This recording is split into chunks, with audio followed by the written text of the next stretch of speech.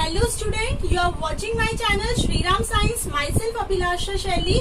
आज मैं आपको इंट्रोड्यूस कर रही हूँ रिप्रोडक्शन इन प्लांट्स और सेक्सुअल रिप्रोडक्शन इन प्लांट्स। हम टॉपिक को आगे कंटिन्यू करने से पहले सबसे फर्स्ट आपके साथ में रख रही हूँ मैं longitudinal section of bisexual flower. लेकिन ये सब में भी हम सबसे पहले बात करते हैं what is flower. Flower is the reproductive part of angiosperm और is the reproductive part of plant. Plant का वो पार्ट जहाँ रिप्रोडक्शन होगा उसको हम फ्लावर कहते हैं। फ्लावर बेसिकली टू टाइप के होते हैं, one is unisexual and second is bisexual. Unisexual flower वो फ्लावर होते हैं दोज दे आर हैविंग इधर मेल और फीमेल रिप्रोडक्टिव पार्ट। मीन्स या तो उनके पास में स्टेमन होंगे जो कि मेल रिप्रोडक्टिव पार्ट है, या उनके पास में पिस्टिल होगी जो कि फीमेल रिप्रोडक्टिव पार्ट है। ऐसे फ्लावर को बोला जाता है यूनिसेक्सुअल फ्लावर। और यूनिसेक्सुअल फ्लावर के एग्जाम्पल में हमारे पास में आते हैं पपाया एंड वाटरमेलन। सेकेंड होते हैं बाइसेक्सुअल फ्लावर। बाइसेक्सुअल फ्लावर वो फ्लावर होते हैं means the flower who are having both male as well as female reproductive part, उसको हम बोलते हैं बाइसेक्सुअल फ्लावर। मीन्स वो फ्लावर जिनके अंदर male reproductive part means stamen and female reproductive part means pistil. जिन भी फ्लावर के अंदर ये दोनों हैं उसको बोला जाता है बाइसेक्सुअल फ्लावर। और बाइसेक्सुअल फ्लावर का बहुत ही प्रोमिनेंट एग्जाम्पल है वो है चाइना रोज मीन्स हिबिस्कस, और सेकेंड हमारे पास में है मस्टर्ड। तो फ्लावर किसी भी प्लांट की जो रिप्रोडक्टिव यूनिट होती है उसको हम बोलते हैं फ्लावर। अब जो हम ले रहे हैं वो है longitudinal section means LS of bisexual flower. Bisexual flower कुछ इस तरीके का होगा। इस बाइसेक्सुअल फ्लावर में जो हमने ये वाला पार्ट बनाया है ये फीमेल रिप्रोडक्टिव पार्ट है, और इस फीमेल रिप्रोडक्टिव पार्ट को हम बोलते हैं कार्पल और पिस्टल। जो भी आप बोलना चाहें वो आप इसे बोल सकते हैं। और कार्पल और पिस्टल का जो रोल होता है, जो कलेक्शन होता है, उसको हम बोलते हैं गाइनोशियम। अभी इसके भी सब पार्ट्स होंगे, वो हम अपनी फर्दर आगे डिस्कस करेंगे। अभी ये जो हमने बनाए हैं ये जो है ये वाले ये मेल रिप्रोडक्टिव पार्ट है, और इन मेल रिप्रोडक्टिव पार्ट को बोला जाता है stamens. These are stamens. Stamen flower का मेल रिप्रोडक्टिव पार्ट होता है और जो फीमेल रिप्रोडक्टिव पार्ट होता है वो होता है कार्पल और पिस्टल। स्टैमन का जो पूरा रोल होता है, जो कलेक्शन होता है, उसको एंड्रोशियम कहते हैं। कार्पल और पिस्टल का जो पूरा रोल होता है उसको बोला जाता है गाइनोशियम। कार्पल और पिस्टल जो है ये भी 3 पार्ट में डिवाइड होते हैं, जिसमें जो फर्स्ट ऊपर वाला पार्ट है इसको बोला जाता है stigma. This is a stigma. ये जो एक लॉन्ग पार्ट है इसको हम बोलते हैं स्टाइल। ये स्टाइल होता है।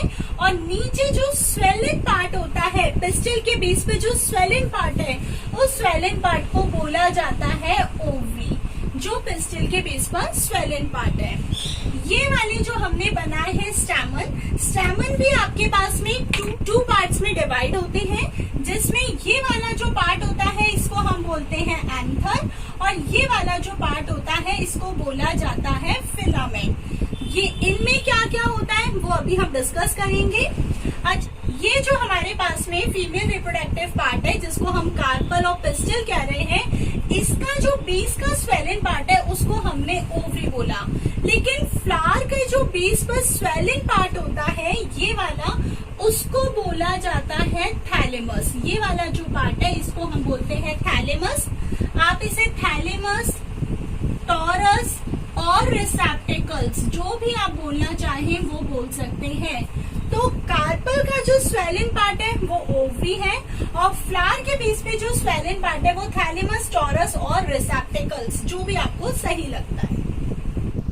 फ्लावर में ये वाली जो लीव्स हमने बनाई हैं, ये जो कलर लीव्स होती हैं, इन कलर लीव्स को बोला जाता है पेटल्स। दीज आर पेटल्स, जो कलर लीव्स होती हैं फ्लावर के अंदर। और ये जो स्टूडेंट्स कलर लीव्स होती हैं जिनको हम पेटल्स कह रहे हैं, इसके पूरे कलेक्शन को बोला जाता है कोरोला। मीन्स जो आपके पास में पेटल का जो रोल होता है उसको हम कोरोला कहते हैं। और ये जो बेस पर मैंने जो ग्रीन कलर से लीव्स बनाई हुई हैं, ये वाली लीव्स को हम बोलते हैं सेपल्स, जो ग्रीन कलर की हैं। और ये जो सेपल्स होती है इनका जो रोल होता है उसको बोलते हैं कैलिक्स। मीन्स जो कलर लीव्स है उनको हमने पेटल्स कहा और पेटल्स के रोल को हमने कोरोला और बेस पर जो ग्रीन कलर की लीव्स है उसको हमने सेपल्स कहा और सेपल्स के रोल्स को हमने बोल दिया कैलिक्स। ये जो फ्लावर में एक लॉन्ग स्टॉक होती है, इस लॉन्ग स्टॉक को बोला जाता है पेडिसल। ये लॉन्ग स्टॉक होती है pedicel.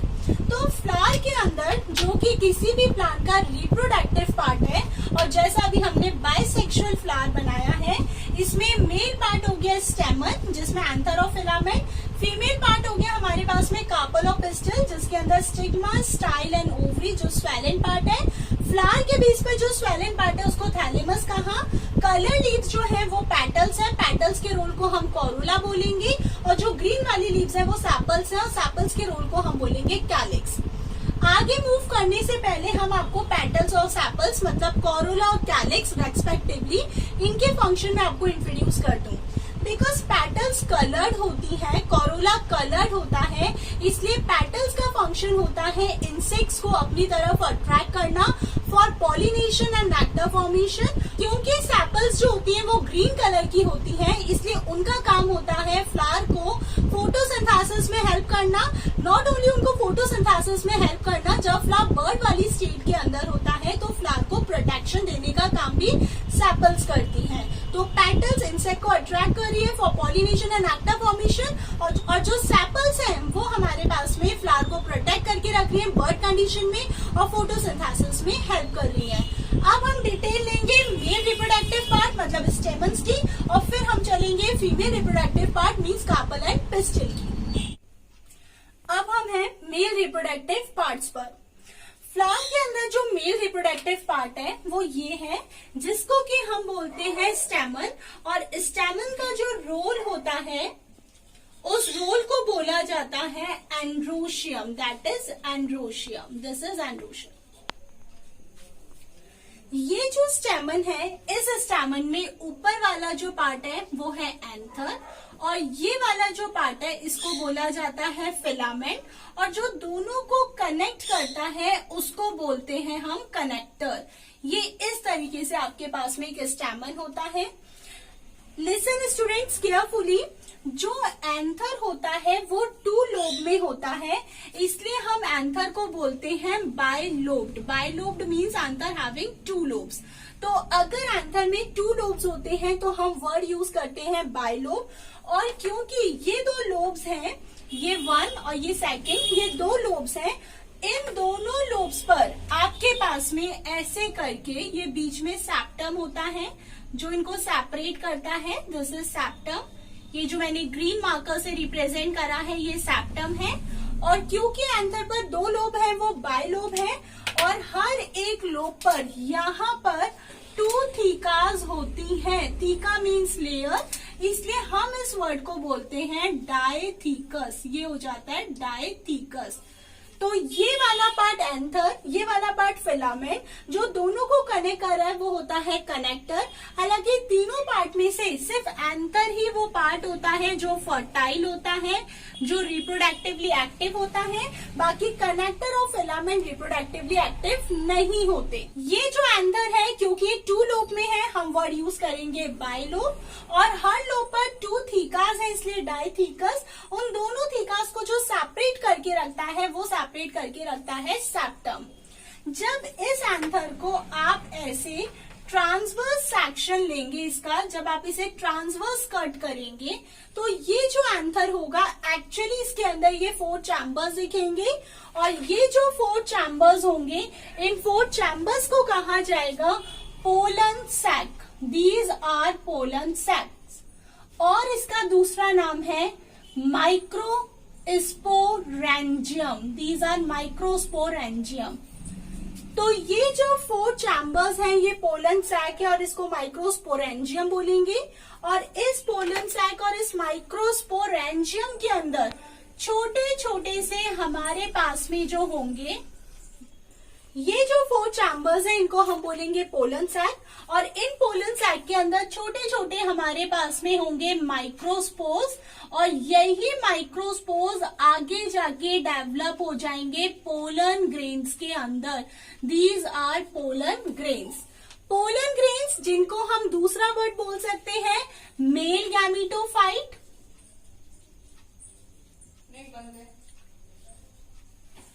Mail gametophyte, because pollen grain के अंदर मेल गैमेट होता है, इसलिए हम पोलन ग्रेन को मेल गैमेटोफाइट कहते हैं। And one pollen grain contains 2 male gamete. This is true and this is fact कि एक पोलन ग्रेन के अंदर 2 मेल गैमेट होंगे। तो ये आपके पास में मेल पार्ट जिसमें anther, connector and filament, anther fertile है, और जब ट्रांसवर्स कट करा तो ये ऐसे दिखेगा, जिसमें ये 4 चैम्बर पोलन सैक और उसके अंदर माइक्रोस्पोर जो कि आगे जाके पोलन ग्रेन में डेवलप होंगे। जब ये एंथर मेच्योर हो जाता है तब ये एंथर डिसाइज होता है, फटता है मेच्योरिटी पर डिहाइड्रेट होने की वजह से, फिर वहां से पोलन ग्रेन रिलीज होते हैं जिन्हें may be wind, water, insects, may be biotic agent carry कर किसी भी फीमेल पार्ट पर जाकर रिलीज कर देते हैं। अब हम हैं फीमेल रिप्रोडक्टिव पार्ट पर। फीमेल रिप्रोडक्टिव पार्ट जो फ्लावर का होता है वो ये होता है, जिसको कि हमने बोलना है कार्पल और पिस्टिल। और कार्पल और पिस्टिल का जो पूरा रोल है उस पूरे रोल को हम लोग बोल रहे हैं गाइनोशियम, दैट इज गाइनोशियम। ये जो कार्पल और पिस्टिल है दिस इज स्टिग्मा।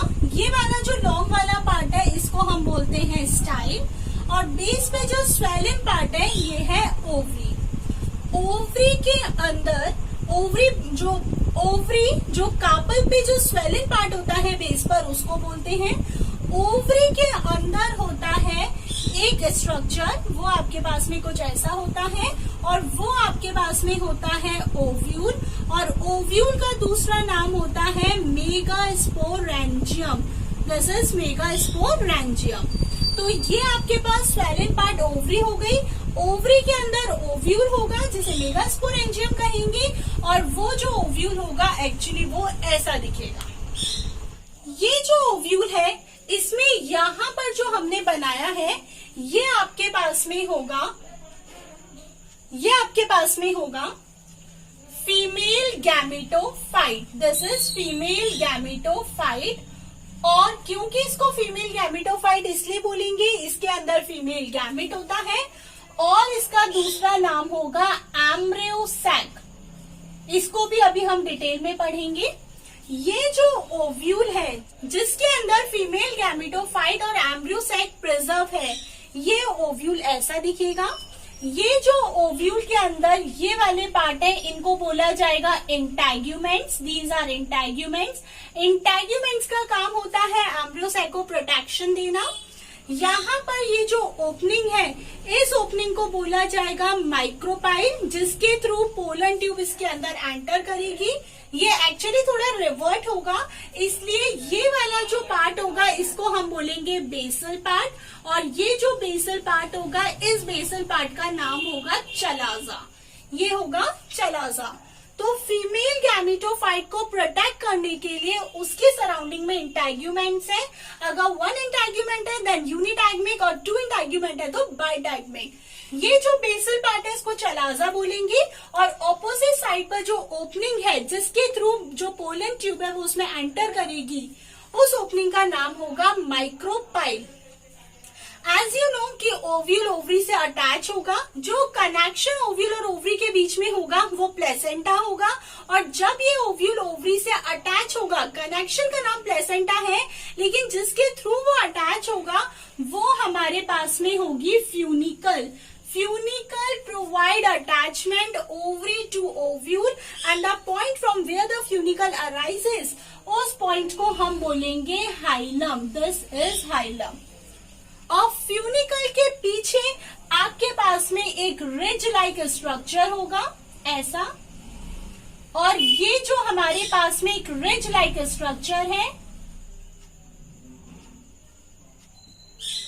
इस रिज लाइक स्ट्रक्चर को बोला जाएगा राफे। तो जो ओव्यूल होगा वो ऐसा दिखेगा। वन मोर थिंग कि इस एम्ब्रियो सैक को प्रोटेक्शन के लिए इंटेग्यूमेंट जरूर है, लेकिन इस एम्ब्रियो सैक को नरिशमेंट देने के लिए आसपास में कुछ टिश्यूज होते हैं, और ये जो टिश्यूज होते हैं जिनका काम होता है एम्ब्रियो सैक को नरिशमेंट देना, इनको बोला जाता है न्यूसीलस। न्यूसीलस वो टिश्यू होते हैं जो इस फीमेल गैमेटोफाइट और एम्ब्रियो सैक को नरिशमेंट देंगे। तो ये पार्ट ओवरी, ओवरी के अंदर ओव्यूल मींस मेगास्पोरेंजियम, मेगास्पोरेंजियम ऐसा हो गया, और मेगास्पोरेंजियम के अंदर फीमेल गैमेटोफाइट और एम्ब्रियो सैक, जिसके बारे में अभी हम डिटेल में पढ़ेंगे। और उस फीमेल गैमेटोफाइट और एम्ब्रियो सैक को प्रोटेक्शन देने का काम इंटेग्यूमेंट का है, फूड देने का काम, न्यूट्रिशन और नरिशमेंट देने का काम न्यूसीलस का है। ऑपोजिट एंड जो बेसल पार्ट है वो चलाजा, और ये जो ओपनिंग है माइक्रोपाइल। अब हम देखते हैं कि जो फीमेल गैमेटोफाइट और एम्ब्रियो सैक है वो कैसा दिखता है। अब ये जो डायग्राम है, हमने बात की ओवरी, ओवरी के अंदर ओव्यूल मींस मेगास्पोरेंजियम, और उस ओव्यूल के अंदर फीमेल गैमेटोफाइट और एम्ब्रियो सैक जो कि ये रहा।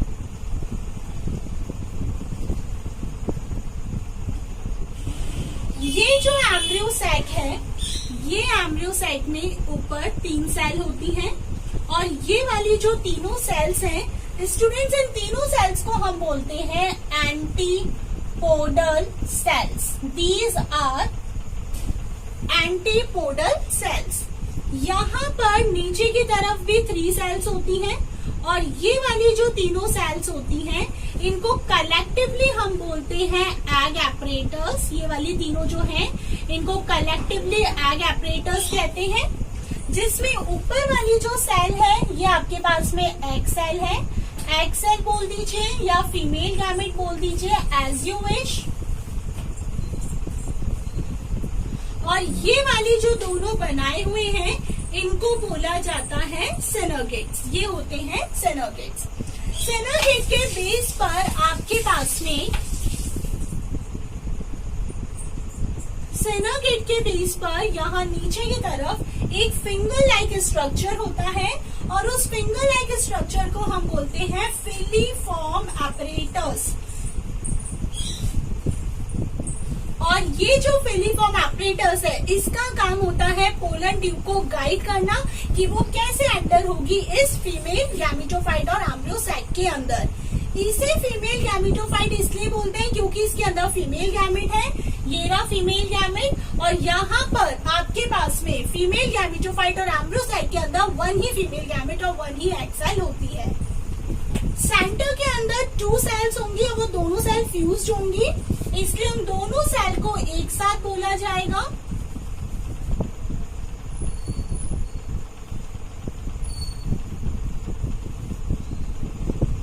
वो जो दोनों सेल फ्यूज्ड है उन दोनों सेल को हम बोलेंगे central cell. But nucleus fuse नहीं है स्टूडेंट, सेल फ्यूज है, न्यूक्लियस नहीं है, इसलिए उनके जो न्यूक्लियस होंगे उनको हम बोलेंगे पोलर न्यूक्लियाई। तो वो जो फीमेल गैमेटोफाइट जिसको हम एम्ब्रियो सैक कह रहे हैं वो कुछ ऐसा दिखेगा। ऊपर की 3 एंटीपोडल सेल, सेंटर में सेंट्रल सेल, उसके अंदर पोलर न्यूक्लियाई। ये जो कंसीडर होंगी तीनों ये एग एपरेटर्स, जिसमें ऊपर वाली एग सेल और फीमेल गैमेट, और नीचे वाले दोनों सिनर्गेट्स। पोलर ट्यूब को जो गाइड करेगा वो गाइड करेगा फिलीफॉर्म एपरेटस। ये सेंट्रल सेल और पोलर न्यूक्लियाई। अगर आप ध्यान से देखें, जैसा हमने आपको कहा सेंटर में दोनों सेल फ्यूज्ड हैं, इसलिए ये काउंट होगा 7 सेल, 1 2 3 4 5 6 एंड 7। लेकिन हमने उसी टाइम ये भी बोला आपको मीनवाइल कि न्यूक्लियस फ्यूज नहीं है, मीन्स न्यूक्लियस अलग काउंट होंगे, तो हमारे पास में हो जाएगा 8 न्यूक्लिएट। कैसे? 1 2 3 4 5 6 7 8। ये होता है किसी भी फ्लावर का डिटेल में फीमेल रिप्रोडक्टिव पार्ट। तो हमने डिस्कस कर लिया mail reproductive part and female reproductive part. अब हम देखेंगे कैसे male part female reproductive part तक पहुंचता है, जिसको कि हम बोलते हैं पॉलिनेशन। अब हमारे पास में है पॉलिनेशन। पॉलिनेशन मीन्स होता है where there is an transfer of pollen grain from anther to the stigma of the same और डिफरेंट फ्लावर, उसको हम बोलते हैं पॉलिनेशन। मीन्स जहां किसी भी फ्लावर के एंथर में से पोलन ग्रेन रिलीज होकर दूसरे फ्लावर के स्टिग्मा पर लैंड करते हैं, हम उस वर्ड को बोलते हैं पॉलिनेशन। पॉलिनेशन बेसिकली हमारे पास में 3 टाइप का है, जिसमें फर्स्ट हमारे पास में है ऑटोगैमी। ऑटोगैमी मीन्स जहां पर अगर कोई बाइसेक्सुअल फ्लावर है तो उस बाइसेक्सुअल फ्लावर में से ही पोलन ग्रेन रिलीज होंगे और उसी सेम फ्लावर के स्टिग्मा पे जाके लैंड कर जाएंगे, हम उस वर्ड को बोलेंगे ऑटोगैमी। मीन्स जहां फ्लावर सेम है, where there is an transfer of pollen grain from anther to the stigma of the same flower, हम उस वर्ड को बोलते हैं ऑटोगैमी। और ऑटोगैमी में कंडीशन ये है कि जो फ्लावर है वो बाइसेक्सुअल होना चाहिए, मेल फीमेल एक में होनी चाहिए, उन दोनों मेल और फीमेल के बीच में सिंक्रोनाइजेशन होना चाहिए, क्लोज एसोसिएशन होनी चाहिए, और इतना ही नहीं बल्कि फ्लावर क्लिस्टोगैमस होना चाहिए, मतलब क्लोज होना चाहिए। तो वो जो वर्ड होता है उसको हम बोलते हैं ऑटोगैमी। जहां फ्लावर सेम है, उसी फ्लावर में से पोलन ग्रेन निकलकर उसी फ्लावर के अगर स्टिग्मा पर लैंड कर जाते हैं, उसको बोला जाता है ऑटोगैमी। सेकेंड हमारे पास में जो है वो है गिग्नोगैमी।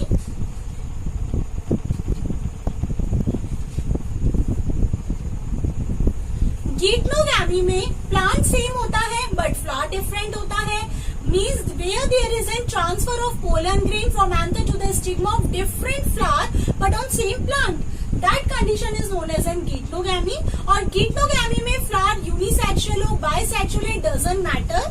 मोस्टली जो फ्लावर गिग्नोगैमी में होते हैं वो यूनिसेक्सुअल होती है, क्योंकि एक फ्लावर का मेल दूसरे फ्लावर की फीमेल जो स्टिग्मा है उस पर लैंड कर रहा है।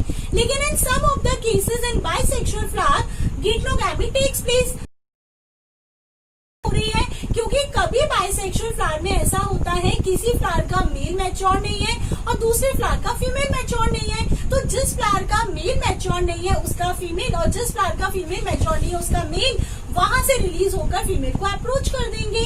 प्लांट सेम है, फ्लावर डिफरेंट है, हम उस वर्ड को बोलेंगे हम उस वर्ड को बोलेंगे गिग्नोगैमी।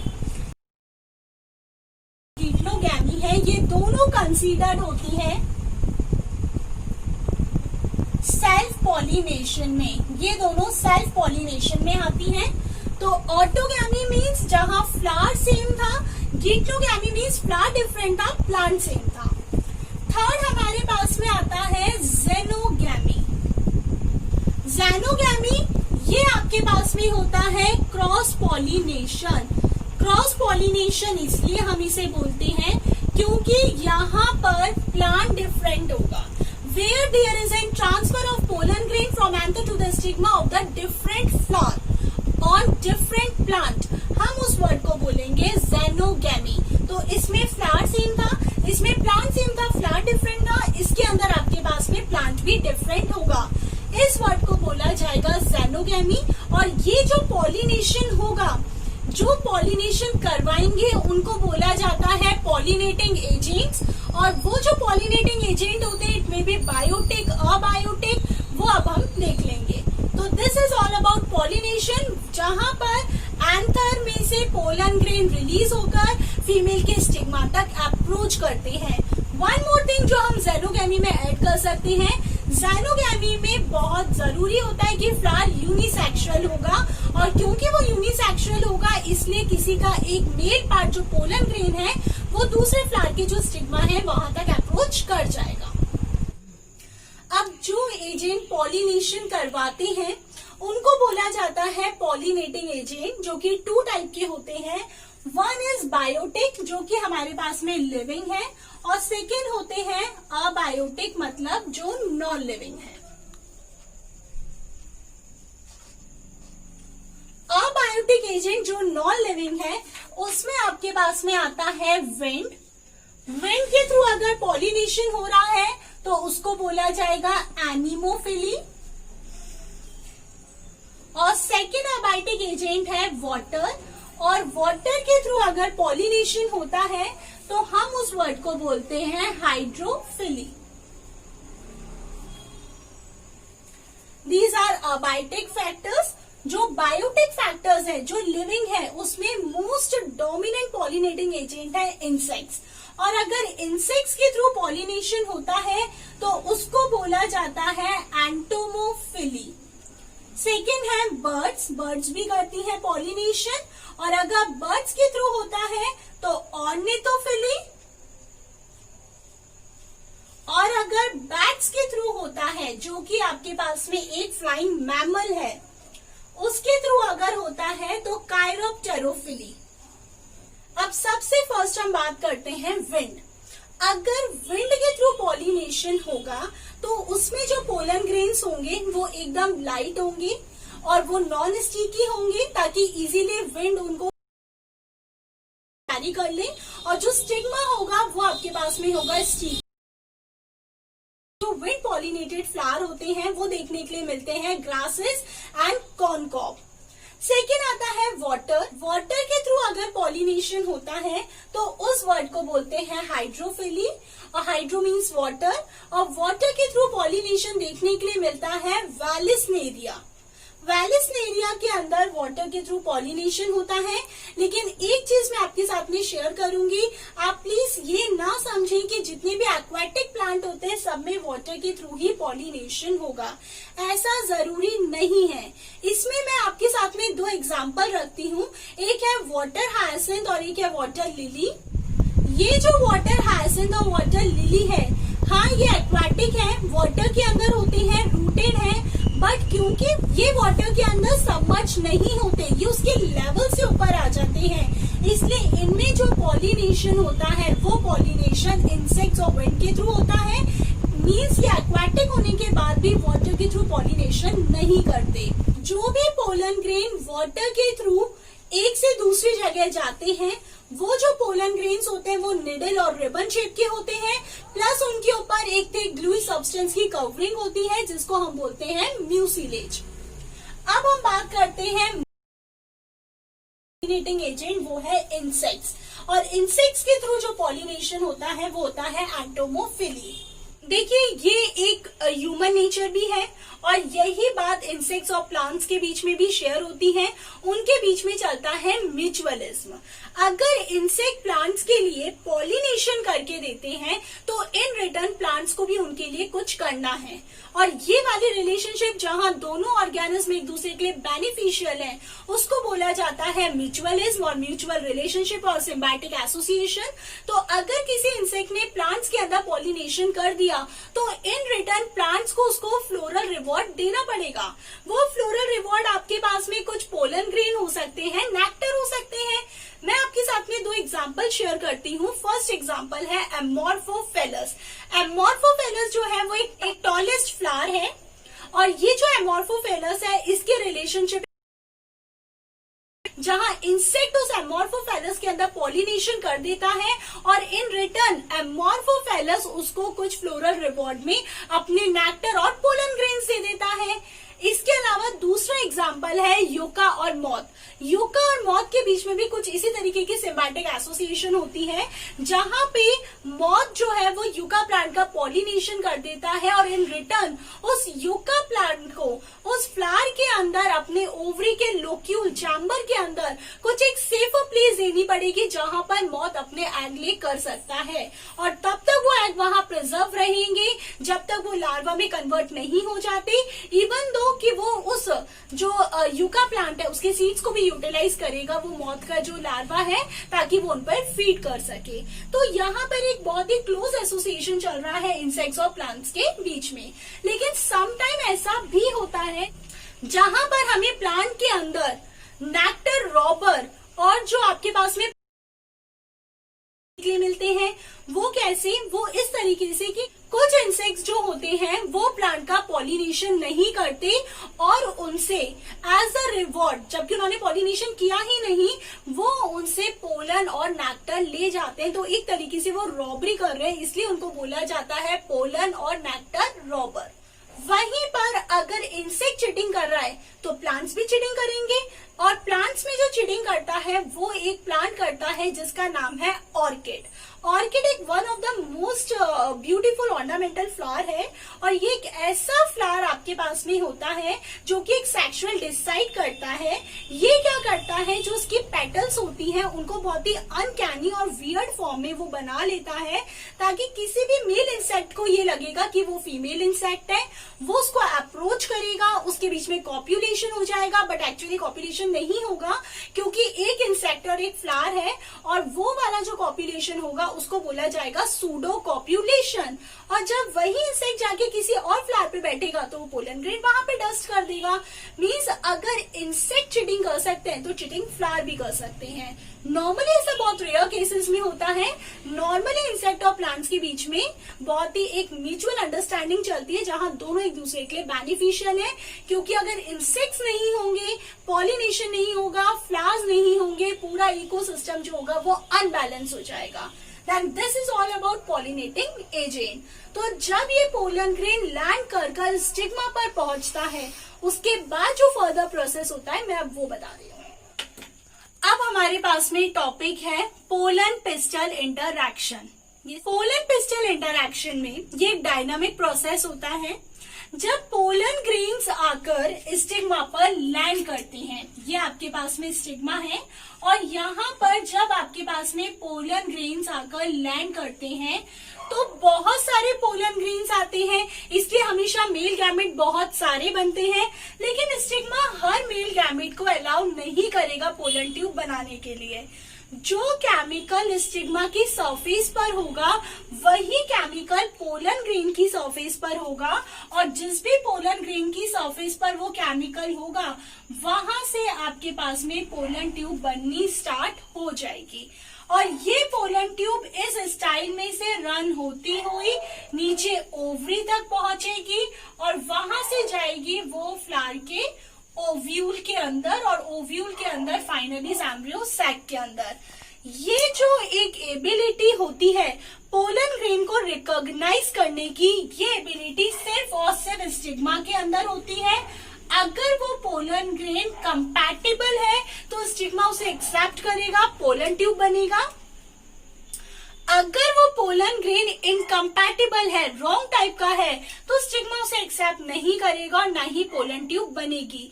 ये आपस में एक इंटरैक्शन होती है पोलन की और पिस्टल की, जहां पिस्टल ये डिसाइड करती है कि क्या मुझे इस पोलन ग्रेन को एक्सेप्ट करके पोलन ट्यूब बनवानी है और अगर ये इनकम्पैटिबल है तो उसे रिजेक्ट करके जो पोस्ट पॉलिनेशन प्रोसेस है उसमें एंटर नहीं करवाना।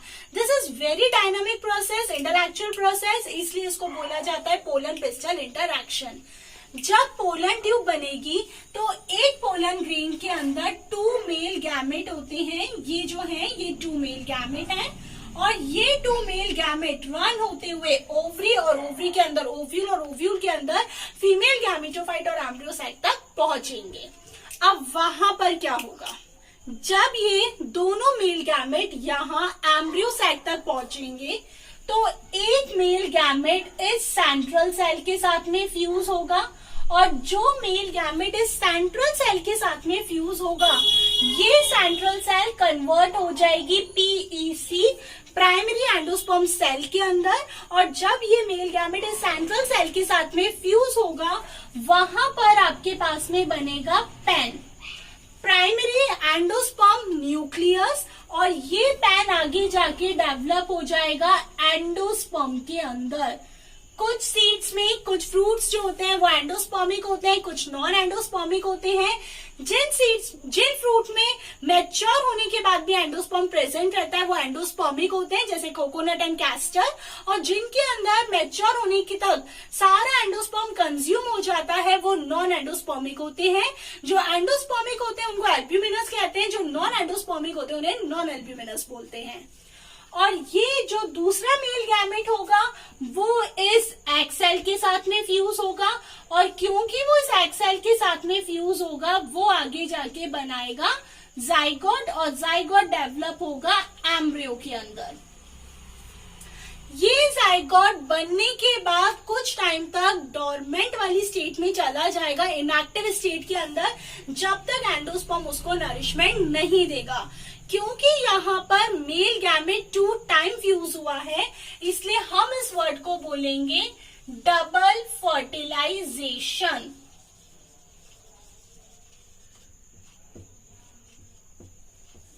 डबल फर्टिलाइजेशन इसलिए क्योंकि यहाँ मेल गैमेट 2 टाइम फ्यूज हुआ है और सेंटर के अंदर 3 हैप्लॉइड न्यूक्लियस फ्यूज हुए हैं, ये दोनों, और एक मेल गैमेट। क्योंकि सेंटर के अंदर 3 हैप्लॉइड न्यूक्लियस फ्यूज हुए हैं, इसलिए हम उसको बोलेंगे ट्रिपल फ्यूजन। ये इवेंट होता है डबल एंड ट्रिपल फ्यूजन।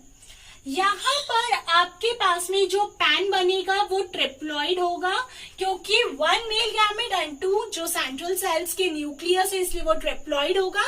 जबकि जो जाइगोट होगा वो डिप्लॉइड होगा। Egg cell be haploid, male gamete be haploid, दोनों के फ्यूज होने पे जो जाइगोट बनेगा वो बनेगा डिप्लॉइड। एम्ब्रियो बनने तक का जो पार्ट होता है वो सबके अंदर सेम रहता है, एम्ब्रियो यानी वेदर इट वुड बी मोनोकोटिलीडियन और डाइकोटिलीडियन। तो एंडोस्पर्म का काम होता है जाइगोट को नरिशमेंट देना। एंडोस्पर्म में हम अगर बेस्ट एग्जांपल दें तो वो कोकोनट का जाएगा। कोकोनट में जो लिक्विड साइनेक्शियम होता है वो आपके पास में एंडोस्पर्म ही होता है। क्योंकि यहाँ पे 2 बार फ्यूजन हुआ, डबल फर्टिलाइजेशन, और सेंटर में 3 हैप्लॉइड न्यूक्लियस फ्यूज हुए, इसलिए हमने उसको बोल दिया ट्रिपल फ्यूजन। फर्टिलाइजेशन के बाद में आपके पास में क्या होगा, जो ओवरी होगी वो डेवलप हो जाएगी फ्रूट के अंदर। ओवरी की वॉल डेवलप हो जाएगी फ्रूट वॉल, जिसे पेरिकार्प कहेंगे। ओवरी के अंदर ओव्यूल था, ओव्यूल डेवलप होगा सीड के अंदर, और ओव्यूल की वॉल डेवलप होगी सीड कोट के अंदर। सीड कोट 2 टाइप का होता है, टेस्ट एंड टैगमन। जो टेस्ट होता है वो आउटर होता है जो कि हार्ड होता है, टैगमन जो होता है वो इनर होता है, और वो टेस्टा के कंपैरिजन में थोड़ा सॉफ्टन भी रहता है। और ये आपके पास में पूरा जो फर्दर पोस्ट फर्टिलाइजेशन इवेंट होंगे वो सब कुछ होंगे। और जब फ्रूट बनने लगेगा तो सारे पेटल, सेपल सब कुछ वहां से शेड आउट हो जाएंगे, और फिर वहां पे फ्रूट का फॉर्मेशन होगा, सीड जर्मिनेशन होगा। Is it clear? As I told you कि ओवरी फ्रूट में डेवलप हो गई, ओव्यूल सीड में डेवलप हो गया। तो हमारे पास में ऐसा हुआ, ओवरी के अंदर ओव्यूल, ओव्यूल के अंदर आपके पास में एम्ब्रियो सैक, और एम्ब्रियो सैक के अंदर हमारे पास में जाइगोट जो कि एम्ब्रियो में चेंज हो गया। ओवरी डेवलप हुई फ्रूट्स में, ओव्यूल डेवलप हुआ सीड में, और जब ये फ्रूट और सीड बनने लगे तो फ्लावर के जो दूसरे पार्ट थे, जो सेपल, पेटल, सब कुछ शेड आउट हो गया। अब मोस्ट इम्पोर्टेंट जो लास्ट है हमारे पास में, जब कोई सीड जनरेट होगा, देखिए जब भी आपके पास में सीड बनते हैं, सीड बनने के बाद में कुछ टाइम तक डोरमेंट स्टेट में चले जाते हैं, जब तक उनको फेवरेबल कंडीशंस नहीं मिलती। फेवरेबल कंडीशन मतलब जब तक उनको एडिक्वेट मॉइस्चर नहीं मिलता, टेम्परेचर, ऑक्सीजन नहीं मिलते, वो आपके पास में डिहाइड्रेट होकर वो एक डोरमेंट वाली स्टेट के अंदर वायबल रहते हैं। सीड बैंक भी होते हैं जहां पर हम उन्हें स्टोर भी कर सकते हैं। लेकिन जैसे ही सीड को एक बहुत ही फेवरेबल कंडीशन मिलती है तो वो सीड जर्मिनेट होता है, और जब वो सीड जर्मिनेट होता है तो उस सीड में से सबसे फर्स्ट पार्ट जो अराइज होता है वो होता है radicle. Radicle is an future root जो कि आगे जाए। सेकेंड पार्ट जो वहां से अराइज होता है वो होता है plumule. Plumule is an future shoot जो कि आगे जाके शूट में डेवलप होगा। रूट सॉइल के अंदर का पार्ट होता है, सॉइल के ऊपर वाला जो पार्ट होता है उसको हम बोलते हैं शूट। और थर्ड पार्ट होता है हमारे पास में कॉटिलीडियन। कॉटिलीडियन सीड का वो पार्ट है जो उसको न्यूट्रिशन प्रोवाइड करेगा और स्टोर करेगा। और अगर किसी सीड में सिंगल कॉटिलीडियन है तो वो मोनोकॉट, और अगर 2 कॉटिलीडियन है तो उसको बोला जाएगा डाइकॉट। मोनोकॉटिलीडियन एंड डाइकॉटिलीडियन। ये आपके पास में जब कोई भी सीड जर्मिनेट होगा, फेवरेबल कंडीशन जब उसे मिलेंगी तो सबसे पहले उसमें से रेडिकल, प्लेम्यूल और कॉटिलीडियन जो है वो अराइज होंगे। डाइकॉट सीड का बेस्ट एग्जांपल है ग्राम सीड, और मोनोकॉट सीड का बेस्ट एग्जांपल हमारे पास में है ग्रासेस। एक और चीज मैं आपके साथ में शेयर करती हूँ, जो फ्रूट्स होते हैं वो भी आपके पास में ड्राई और फ्लैशी होते हैं, जिनमें पल्प होता है वो फ्लैशी होते हैं। अपार्ट फ्रॉम दैट जो फ्रूट्स होते हैं वो 2 टाइप के होते हैं, true fruits and false fruit. जैसा हमने आपको बोला ओवरी फ्रूट में डेवलप होती है तो वो होता है ट्रू फ्रूट्स। अगर ओवरी के अलावा प्लांट का कोई, ओवरी के अलावा फ्लावर का कोई दूसरा पार्ट अगर उसमें कंट्रीब्यूट करता है तो वो होता है false fruit. For example apple and strawberry, जहां पर ओवरी के अलावा जो उसका फ्लैशी पार्ट होता है वो थैलेमस से बनता है, इसलिए वो होते हैं false fruit. One more, there is an parthenocarpic fruit. वो फ्रूट जो बिना फर्टिलाइजेशन के डेवलप होते हैं उनको बोलते हैं पार्थिनोकार्पिक फ्रूट। इसमें नॉर्मली सीडलेस फ्रूट डेवलप होते हैं जैसे कि बनाना। And this is the short account of reproduction in plant or morphology in plants. And you may enjoy the entire morphology of plant and you may understood the entire process, and we will soon meet in my next video. Till then, keep watching my video, subscribe my channel, and if you are having any query, then please